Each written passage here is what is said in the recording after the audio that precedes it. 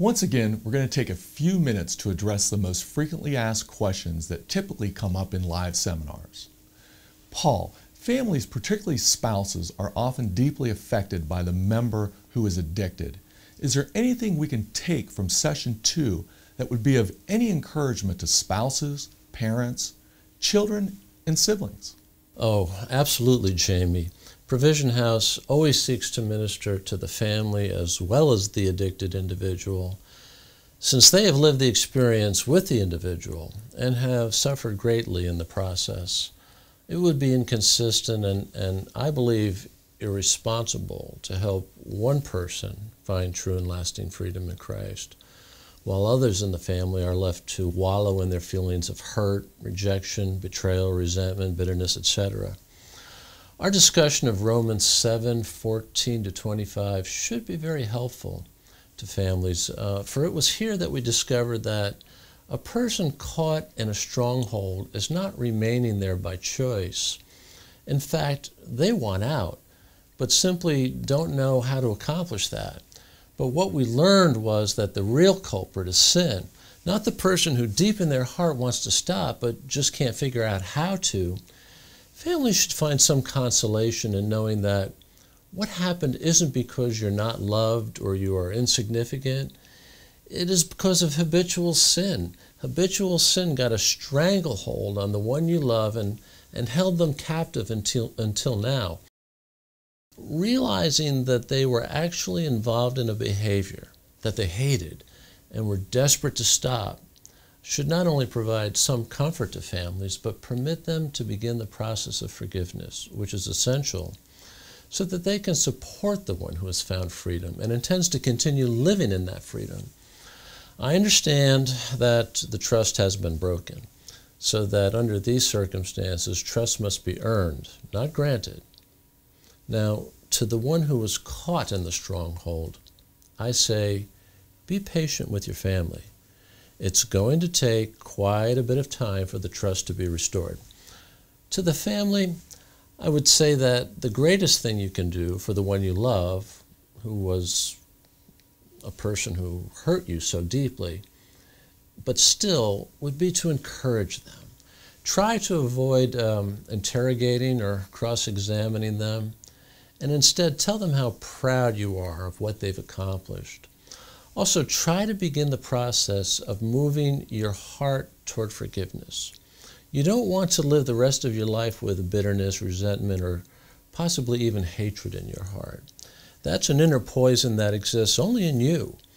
Only you feel those things, no one else. But if you never forgive, not only do you live with unimaginable bitterness, resentment, or possibly even hatred in your heart, but you will also continue to bring up the past with your loved one and maybe even use it against them. That risks sabotaging all the progress they've made. So forgive, love, and accept unconditionally, and continually encourage. What about this idea of codependency and the teaching that typically goes with it? Well, what is now called codependency was once called co-addiction. Listen to this definition of one thought to be codependent by a Christian psychologist. Here it is. Codependency is the condition occurring when a person's God-given needs for love and security have been blocked in a relationship with a dysfunctional, that is, dependent person, resulting in a lack of objectivity, a warped sense of responsibility, being controlled and controlling others, hurt and anger, guilt and loneliness.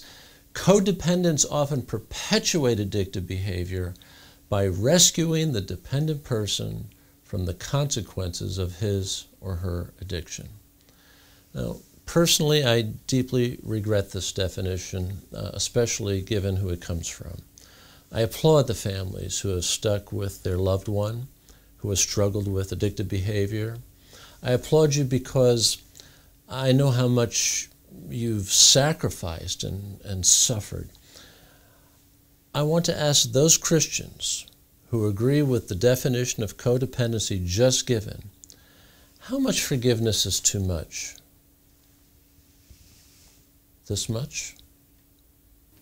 Next question. What about deliverance? Many people have sought God for deliverance, but without success. They have been to the altar 100 times, and nothing happens. Do you have any idea why that is? Why God just doesn't deliver us from spiritual strongholds when we earnestly petition Him to do so? Because He already has. Remember, a stronghold is the result of habitual sin that enslaves and controls. That means that sin is the central issue. When a child of God asks Him to deliver them from sin, Jesus looks back at them from the cross and asks, "What do you think I did for you 2,000 years ago?" It is appropriate, in my opinion, to seek deliverance from debilitating medical issues, difficult circumstantial issues, or demonic torment, but not sin. God's already taken care of that. Now, that said, we do know of rare occasions when God does immediately and miraculously deliver a person from addiction. But this is very rare. And why God does this, sometimes I don't really know. It's on my list of things to ask Him when I meet Him in glory. In the meantime, I think it's of far greater value to the church, Christian counselors, the individual, and the families to recognize that all addictions are sin in the Bible. And God has already made provision for that. Lastly, at one point in the seminar, you translated Romans 6:6 as, knowing this, that our old self was crucified with Him, in order that our body of sin might be made powerless, so that we would no longer be slaves to sin.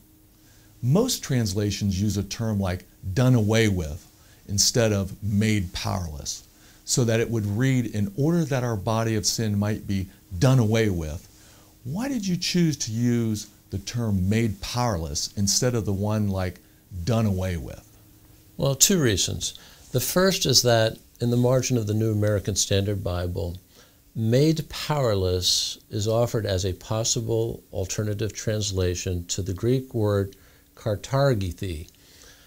Secondly, if you study this word, you find that numerous Greek lexicons, Greek dictionaries in other words, define the meaning of the word as inoperative or to abolish, to cause to be idle or useless, to cease, to destroy, to do away with, put an end or stop to, cause not to function, render powerless or ineffective, to be taken out of the sphere of operation, and on and on and on it goes.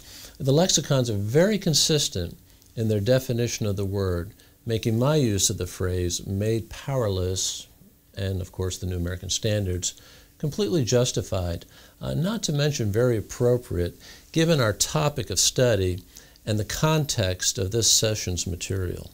Well, thanks for answering these questions that we think many are wondering about. Thanks for joining us for this episode of FAQs. We'll see you in Session 3.